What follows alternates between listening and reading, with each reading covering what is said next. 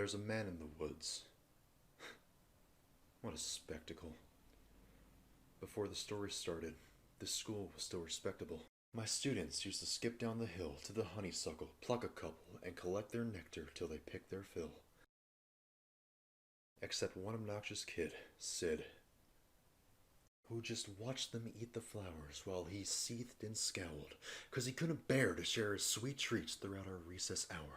I remember Sid saying, "There's a man in the woods." That's how the rumors began.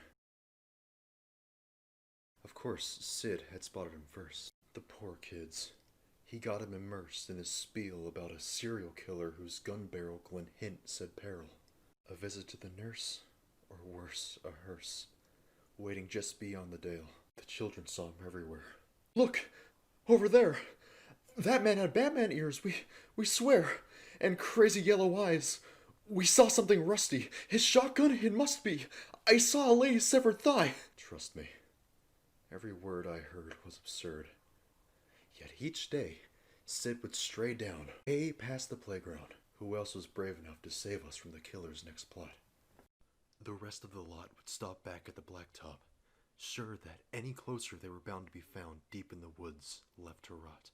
I pleaded for the kids to think, and learn to be mature, but after a few more rumors doomed by my attempts to prove, the school was secure, and their fear was undeterred. And when the buses drove them all home, the parents finally heard. Everything just blew up.